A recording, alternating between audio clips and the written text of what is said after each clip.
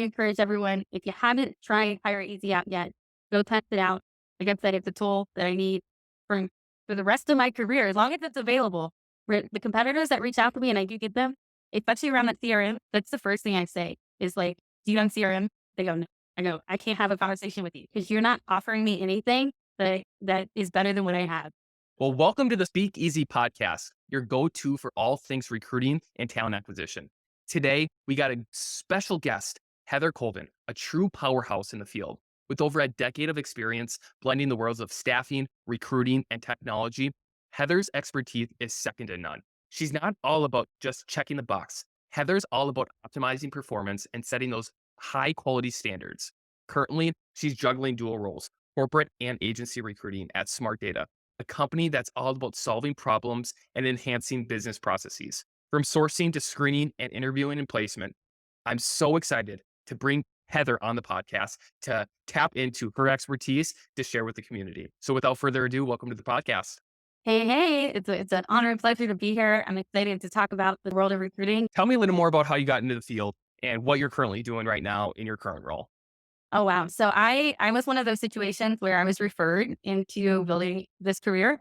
I was at an organization for about 10 to 11 years where I was laid off, and a connection of mine had known someone was looking for a staffing coordinator at the time.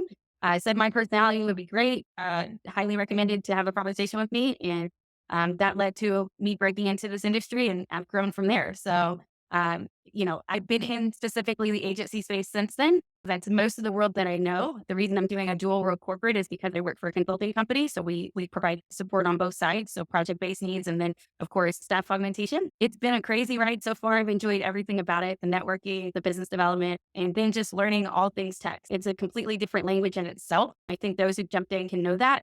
It's very foreign, had very different layers, and I don't feel like you ever stop learning. How does somebody, or how do you set yourself up for success as technology grows, as the industry grows, as the recruiting changes? How do you adapt and how do you get that information to level up your skills? So, we've been very blessed recently with the launch of ChatGPT. If anyone was like me and had to really be strong in their Google search abilities to learn information, that's the way I used to do it. So let me just kind of say what I learned early in my career is the information that you receive is only as good as the questions that you ask. And so, you start off asking basic questions, at least to more intermediate questions. And then you get to, now you're becoming skilled to expert. So those are the dives I had to do on Google. And then I also would network with developers and ask questions and see, just kind of learn through, they're already doing the work. So learn through their eyes, their lens, what they've done. And that would connect the gaps of information from what I knew to what was actual the reality of things.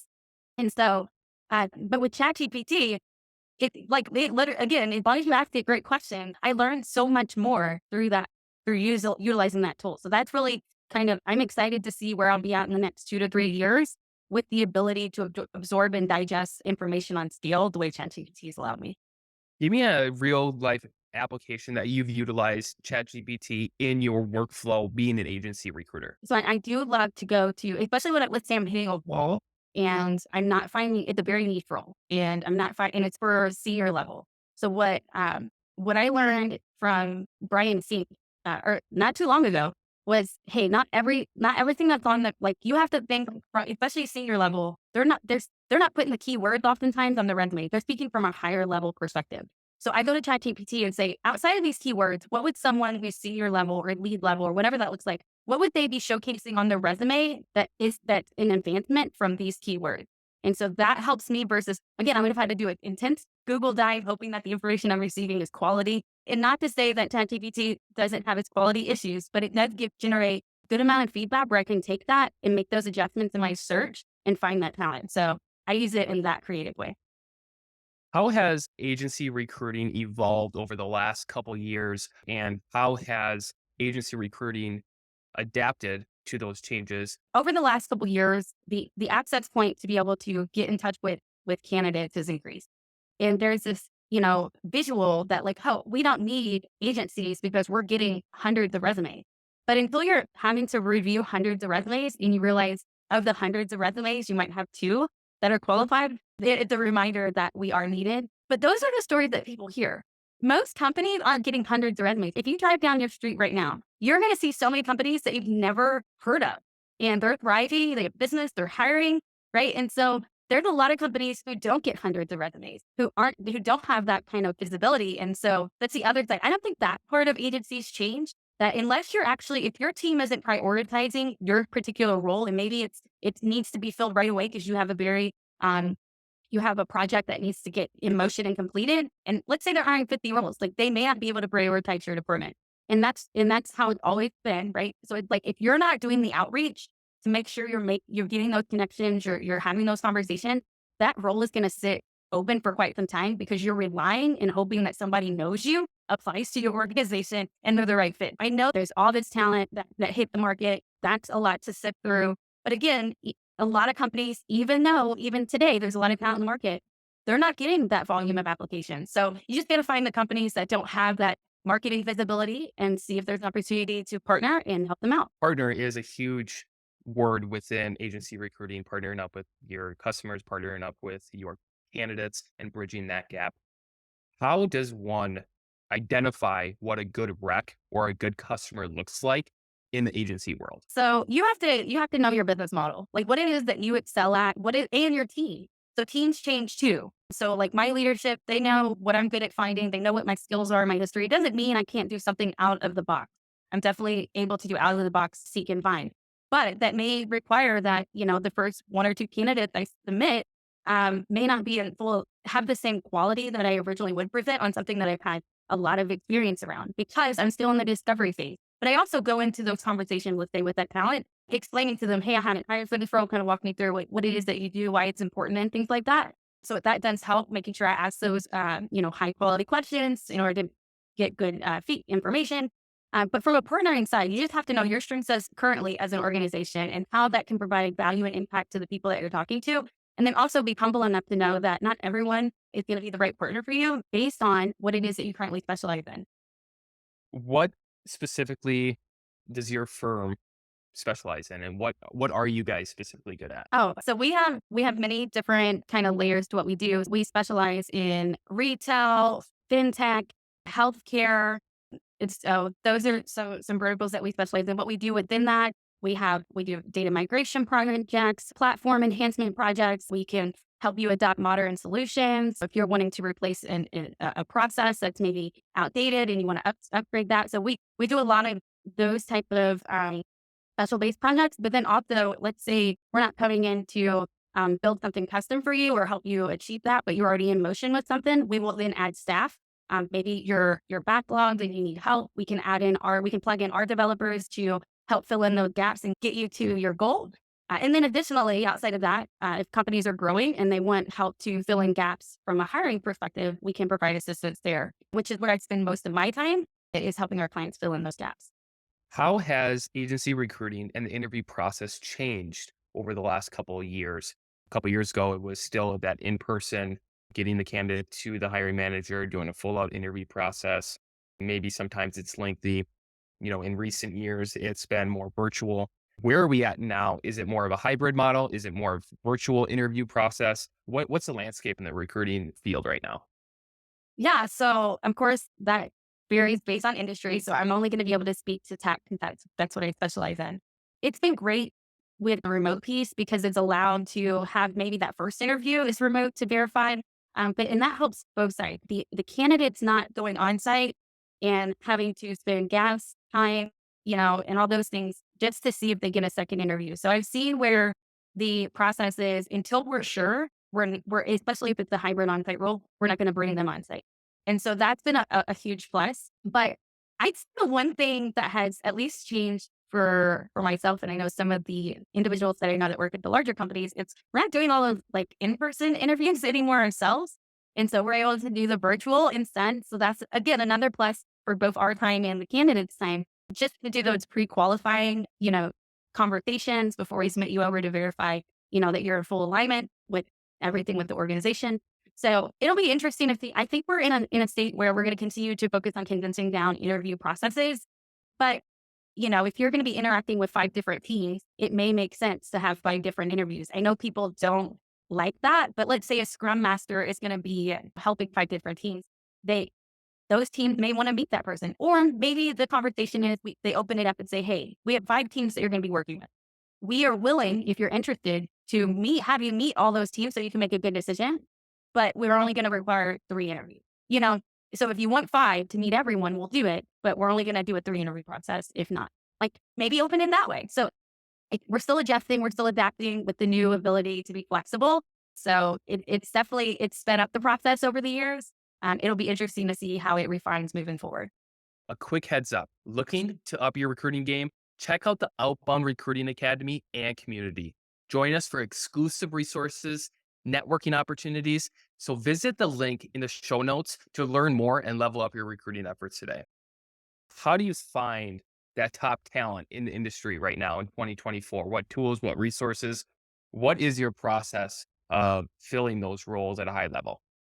Yeah, so I shy away from the term top talent. I love just to say qualified because if you're not paying top dollar, you're probably not getting top talent. Take sports, for instance.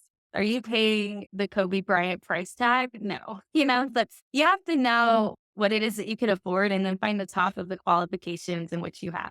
And so maybe that's the approach of top talent, like the top based on what you're able to offer.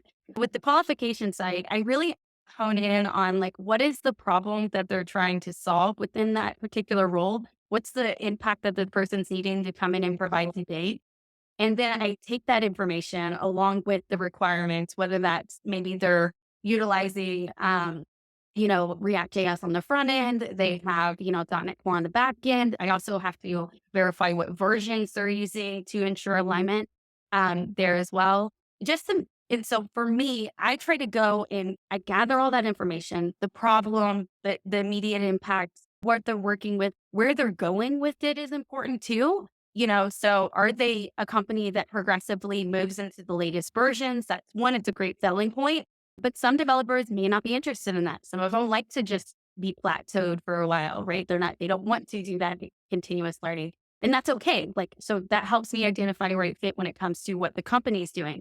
Once you have identified the information, where do you input it? How do you find those individuals once you've done all that research?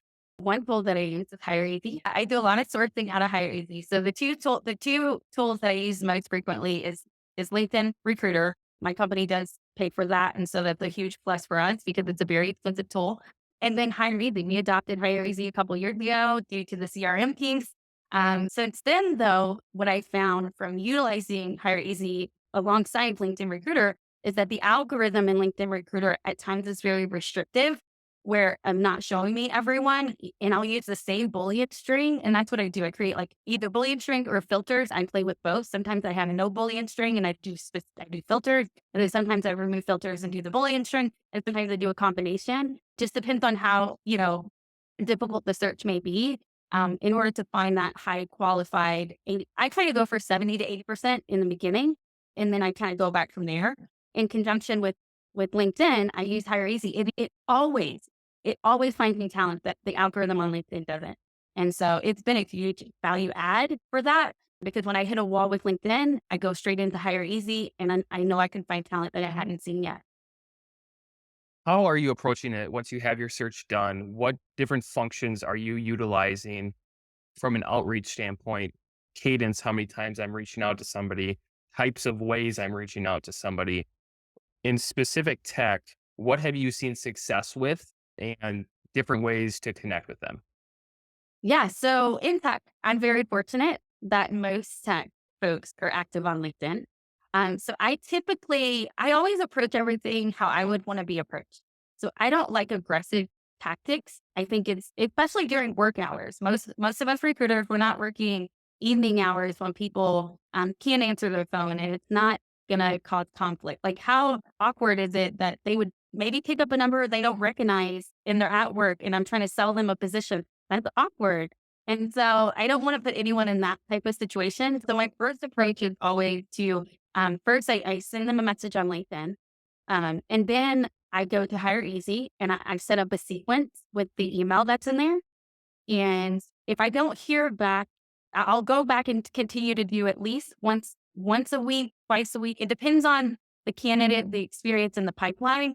how often I have to do that because sometimes my outreach can generate really quick results and my calendar fills up. And so ideally, hit them a couple times a week on LinkedIn.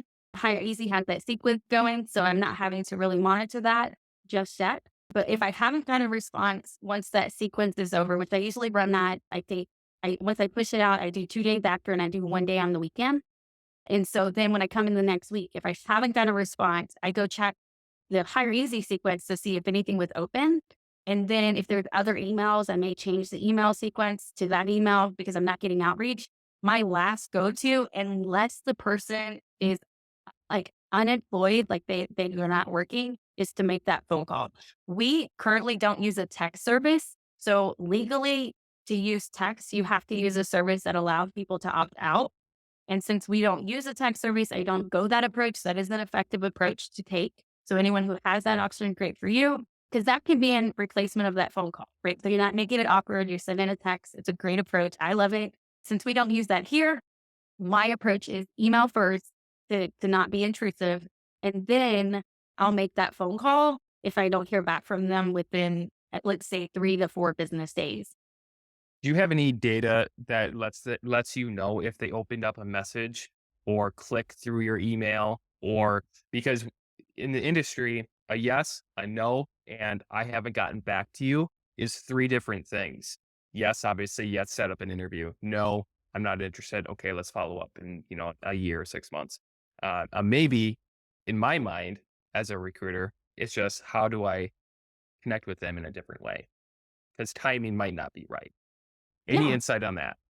Absolutely. So to knowing about that communication piece, which is why we originally went with Hire Easy a couple years ago, was that CRM site. That allows me to know if they open my email and then if they clicked and replied. But my most important piece of that is the open. We currently do not utilize the CRM within our ATS because it's an added feature, it's cost. That's included with Hire Easy. So we didn't need to pay that additional cost for our ATS because Hire Easy offers it. Again, huge selling point why we went with you with Hire Easy over the competitors. And so with that, if I know they open the email, I may change how I approach the next email, make it more personal and like letting them know, well, I know they're looking. So how do I get them to respond? So that's an important piece to me, but it also lets me know to, especially if they're not responding on LinkedIn, that the way to communicate with them is email because they're responding. Because not all profiles in Hire Easy have phone numbers, and even when I Google it and do it that way, I can't find a phone number, and then utilizing some additional tools. Personal phone numbers are just difficult in general. I mean, you could find company phone numbers all over the place. It's the personal numbers. A little funny thing, and in a candidate I talked about it, but there was a personal number I called, and it was the right last name, but the first name was a different person. And this person, mind you, was open to work. They were not at a current company. So if this was a hot, like I had an opportunity. They're not employed. So I left a voice message. Look, I know this isn't so and so, but if you're related to this person and you could let them know I'm trying to get in touch with them, that would be great. We laughed about it later. It turned out to be the person's mother. But to your question, I make adjustments based on how I'm able to communicate with them. And that determines the approach I take moving forward. I know there was more to your question from there. You talked a lot about the CRM. Walk me through for the audience if doesn't they don't know what a recruiting CRM is. What are the pros? What are the cons? And what makes a good CRM? I assume it's because unless you've been a full desk or an agency, you probably haven't done business development or sales. And so maybe for the longest, CRM just wasn't of value because it's a more of a sales approach. Potentially, I did learn about CRM when I was in a sales role, but that has added so much value to my team here on the recruiting side because of what it brings to the table. And so when I was in sales, I used to tell my boss at the time, look, I don't mind to knock on 1,000 doors, but let's just make sure someone's on the other side.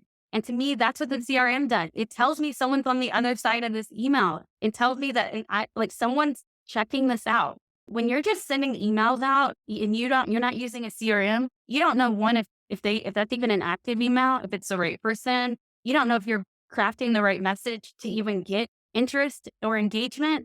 It's just so valuable, not just for your time, but to ensure that you're able to deliver.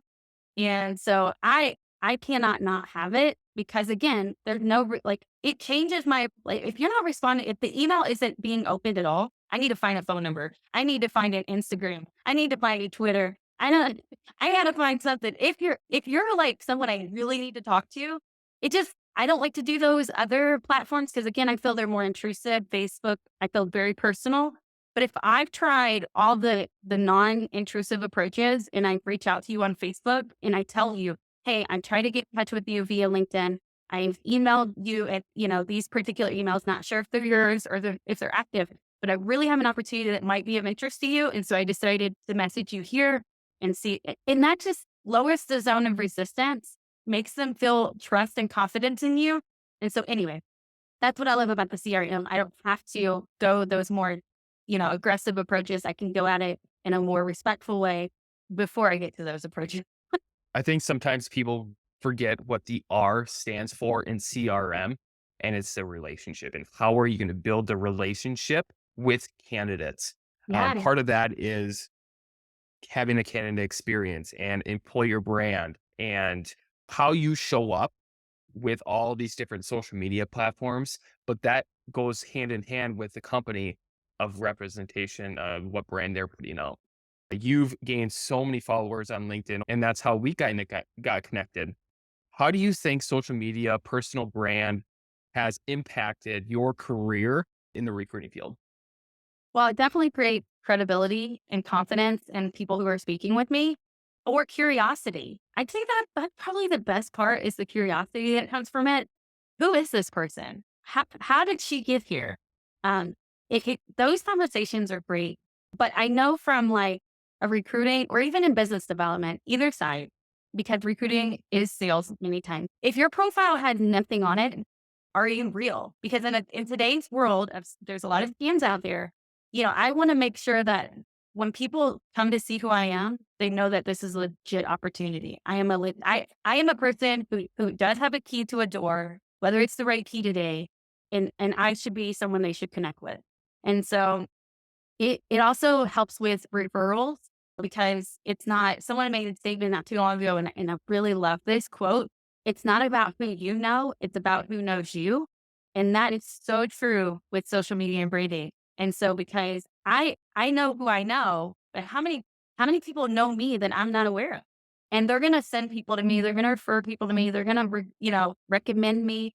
And so having built on LinkedIn has generated those results. And it's been not just from creating new partnerships, but in allowing me to meet people in my industry that can level me up to the next stage and get me to the goals in which I have for myself professionally and personally.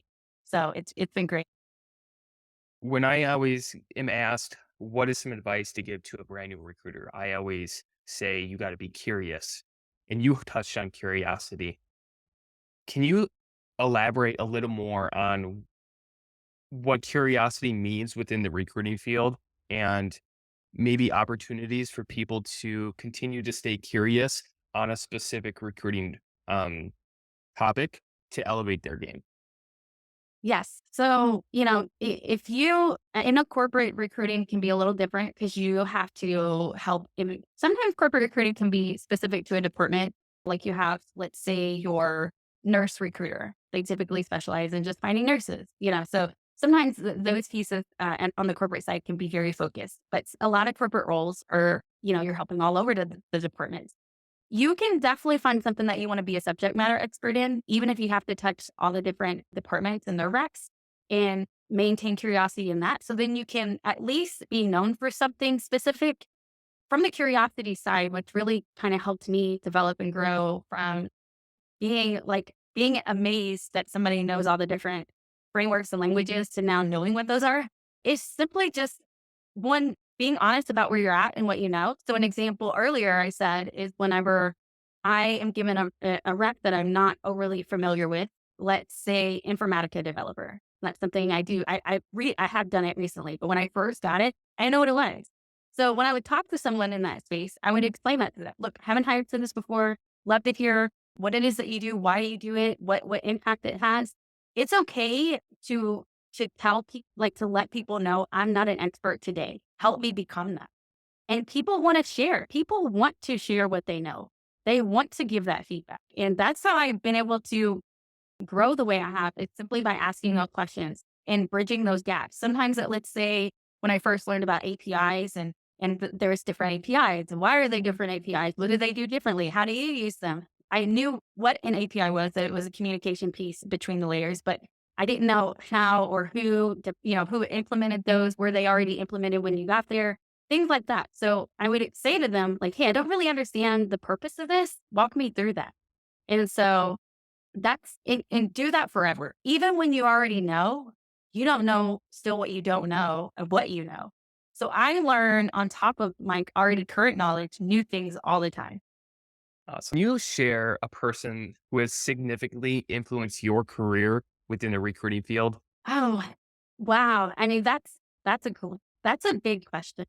There's so many, I have so many people in my corner. I don't know if there's anyone specific that had been like the biggest influence, but from a recruiting side, but probably a year and a half ago, I met Tabitha Kavanaugh, and she is just like my sister. She's there for me on all levels. I would say she's helped me grow outside of recruiting and to think about, like, when we're in engagements together, let's say we're chatting back and forth, whether we're on the phone, we do Zooms because we don't live near each other, or we do a lot of text chat. I'll write something and she'll call it out and say, Heather, that's a post, because she knows I struggle with creating content. Like, and even though I have all this content all the time because I'm saying these things, I don't see the content in the information that I give. And so when we're doing our chat, she'll say, Heather, that's a post. And it doesn't even have to be recruiting related. Her and I could be talking about personal goals and how we're achieving that. And she'll just say, Heather, that's a post. And so she's been very influential on me growing outside of the narrative of just how do I become a great recruiter to how do I become a great servant leader and truly serve the community of talent acquisition. Let's switch over to the quick fire questions as we wrap up. First question: what is your favorite sourcing tool for hard to fill roles? Is there one that comes to mind, whether at the Chrome store or something that you've used on a consistent basis? Well, I've been fortunate that the companies I've worked at, I've had access to LinkedIn Recruiter. So on the tech side, it's just really necessary because that's where our audience is. I know GitHub's a good spot, but you really got to, like, unless you have like the hidden gems there to really understand what you're reading, your best place is going to be LinkedIn. And again, that's just because our audience, that's where they're hanging out, where, your nurses, let's say, aren't always on LinkedIn. Not that there's not nurses, but they're probably more on Facebook or Instagram. So you just have to change where your approach is. But between LinkedIn and then when we adopted Hire Easy, I almost would, if any organization was interested in adding you to their team way later date in the future, those are the two things I have to have in order to do my job well because of what they offer and my ability to be able to deliver quickly. Because as you know, in agency recruiting, we have like a 48, 72 hour turnaround. We have to really know what we know. Those tools allow me to deliver on the promise to our clients that we're going to be able to provide solutions fast and with quality. What's the best interview question that you utilize in when you're talking to candidates? Oh, whoa, that's a good one too. I don't know if there's anything, I'm trying to think of something specific. I'm thinking about my conversation. I would say walk me through how you were an individual contributor on that particular project. Because oftentimes they talk about the weave, the team, the overall goal of what they were brought in for. But I need to know how you contributed to that. Like, what was your individual responsibility and how did you receive those? How often did those change? So that's really where I think I pull my best information, because again, it's really easy to get wrapped up in the big picture, but I also need to know the small picture, the part you play in building that bigger picture. So, The recruiting community has taken a hit over, the course of 18 to 2 years. What advice would you tell that group of people as they're in the search for their next opportunity? well, I mean, we all know that like networking, and I just like saying that because everyone says it, like networking, you know, networking. Yeah, you do. I mean, I even at roles that I'm not interested in, like today, let's say it's a role that I want to grow into, or it's a company I'm interested in. always built the habit, if they're hiring and I see the hiring manager, I reach out just to say, hey, look, I'm not looking today, but I'd love to have a conversation to know more about what it is that you're looking for in this person. So I can go back and build these skills and make sure that I'm growing within this space. And more often than not, they'll have that conversation with me just to help me build skills. So definitely recommend doing that approach. The other thing too is find out what your competitors, if you have competitors, I find out what my competitors are doing to stay, to stay growing.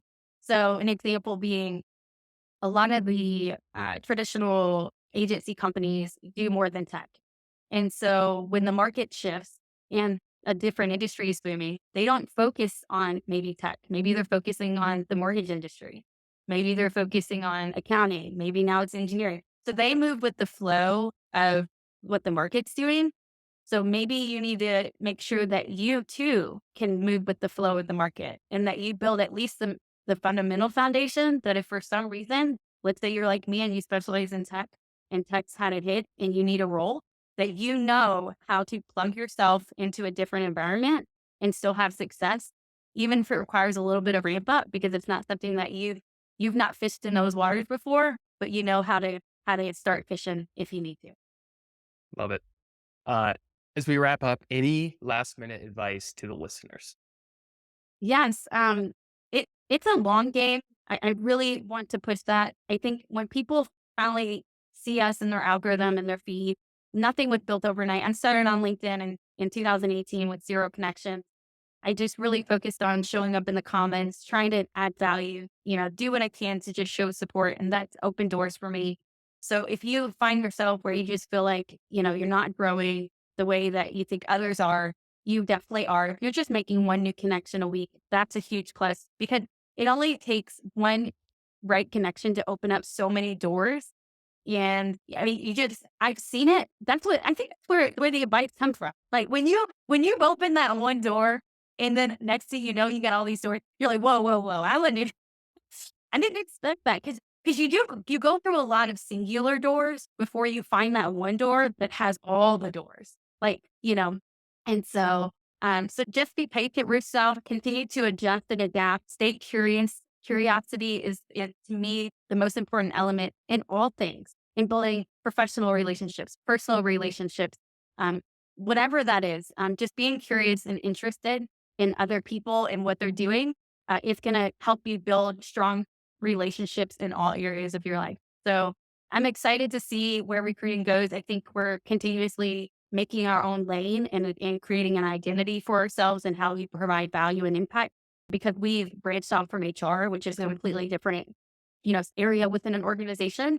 And so I think we're still getting defined in that way with that branch off, but I'm excited to see where we go from here.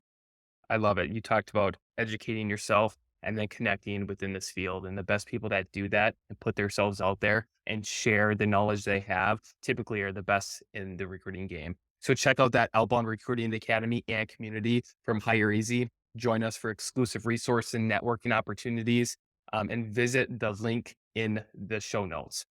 But that's a wrap for today. So thank you so much, Heather, for gracing us with your wisdom and insights into the world of recruiting and technology. Your dedication to optimizing performance, upholding high quality standards is truly inspiring. And your expertise in full cycle recruiting, coupled with the commitment to problem solving and shaping the future of talent acquisition, is really inspiring. So thank you so much for coming on the podcast and sharing your wealth of knowledge to the listeners. Don't forget to subscribe, like, comment, and really share this episode with the recruiting community so we can all aim for higher goals and smart recruiting. So thanks again. Yeah, no, thank you. Yeah, and highly, highly encourage everyone. If you haven't tried Hire Easy out yet, go test it out. Like I said, it's a tool that I need for for the rest of my career, as long as it's available. The competitors that reach out to me and I do get them, especially around that CRM, that's the first thing I say is like, do you know CRM? They go, no. I go, I can't have a conversation with you because you're not offering me anything that is better than what I have. And so Love it. appreciate Love you it. and this has been a great time. Thanks so much. Thanks, Heather.